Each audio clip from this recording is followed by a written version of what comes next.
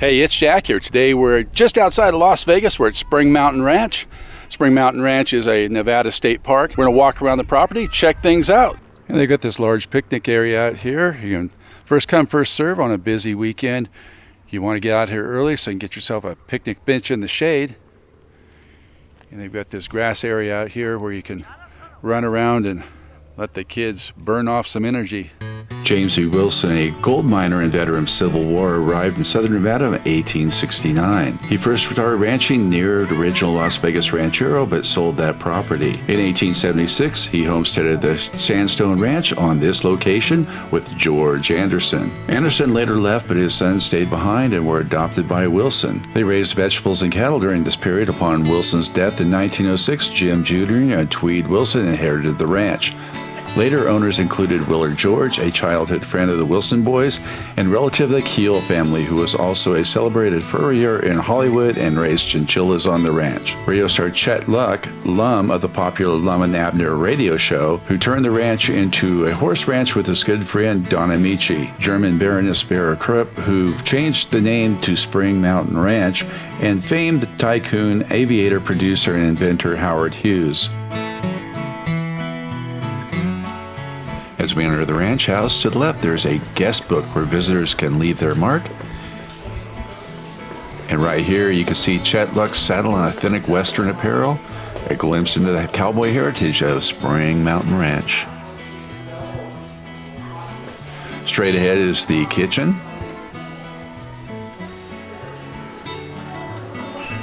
Gotta love these vintage appliances, GE dishwasher. We have a Westinghouse refrigerator right here in the period olive green. Over here we have ovens from General Electric. And we have an electric stove over here from General Electric.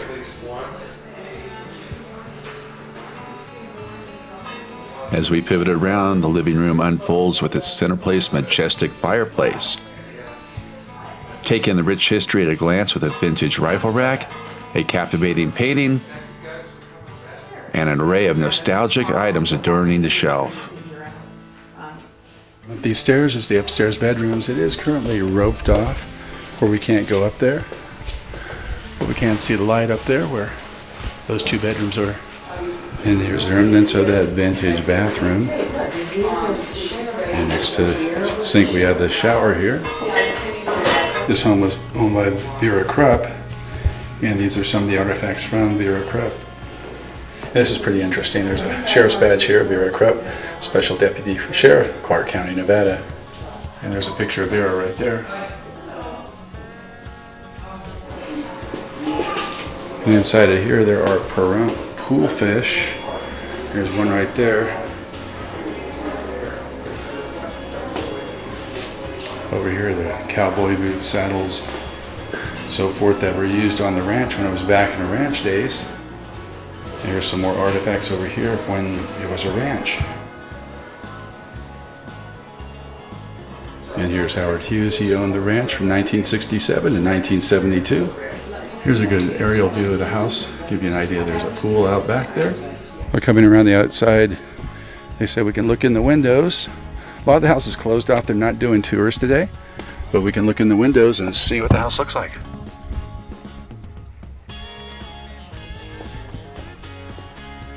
Through this door is a bedroom. See what that looked like.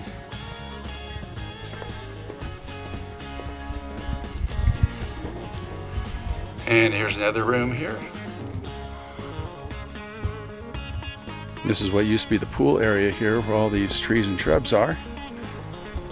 They said it was 10 feet on one side and it held 70,000 gallons of water. It was all spring fed from the local waters here in the area.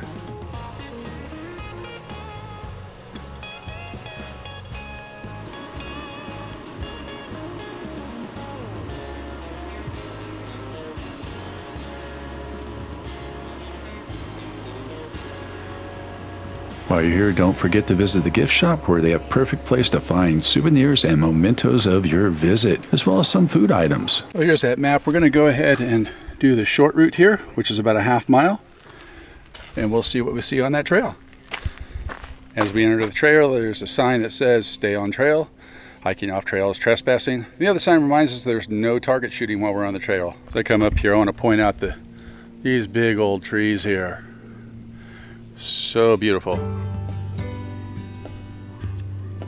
Over here we see a sign.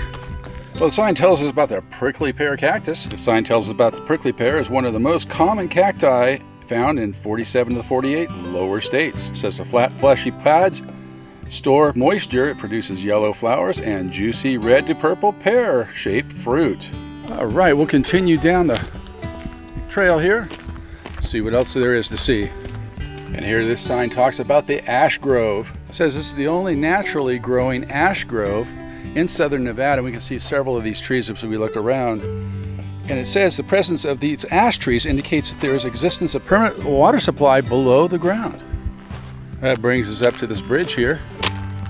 Currently no water running, despite all the rainfall that has occurred in recent months out here in southern Nevada. We can see that this wash is dry. We're going to go ahead and go on down to Lower Ash Grove Trail and check this out. When we come up here, they call this a burrow gate. So they keep the burrows on the other side of the gate. Again, a sign reminding us to stay on the trail. Walk out this way. So we can look across here, we see these trees. That's the ash trees. That's where we came from. And now we're out here on the trail. We're out here where there's more desert vegetation. Look out this way, see those mountains? We're going to zoom in here. Through that saddle right there, that takes you straight to Vegas, and Vegas is only about 10 minutes on the other side of that saddle right there. As you walk along the trail, you want to be careful here because they've got these plants that are kind of sharp on the ends. Might stick you. Now coming up here, we got another signpost. It tells us about the rocks that are behind us here. Colorful cliffs of Red Rock Canyon are formed from a small area of sediment rocks that are laid down in the age of the dinosaurs approximately 225 million years ago. It says that similar rock formations can be found in Zion National Park in Utah. Just in case you didn't know where you were, the sign reminds us we're on the trail. This sign here says we got a loop. We'll go back up this way, see what we get. They say this is called the Sand Pit, Lower Ash Grove Trail. Please follow the rocks, which would be these trail rocks here in front of us, for the next 0.3 miles. This sign here talks about the desert ecosystem. If you want to read about that, pause the video here, read it for yourself. Did you know there are over 600 species of plants in the Spring Mountain Range? 12 of these species are found nowhere else on Earth. When you come out here and walk these trails, either here at Spring Mountain State Park or any place where you're out in the wild like this, remember to bring plenty of water with you, wear the proper footwear, and of course, just enjoy your time. The sign reads, "What happened here?" Look at the trunk of this live oak. These holes attest to the amazing ingenuity of birds called sapsucker whales. These holes are handiwork of the red-naped sapsucker, a type of woodpecker. The bird pecks the holes in the tree to draw the sap, then flies away. The sap attracts insects. Later the sapsucker returns, eats both the sap and the insects. Well, we're not here in the spring, we're actually here in the late fall, but if you're here in the spring, you'd look out for these plants because they'd be blooming. And those plants are right out there, currently not blooming at all.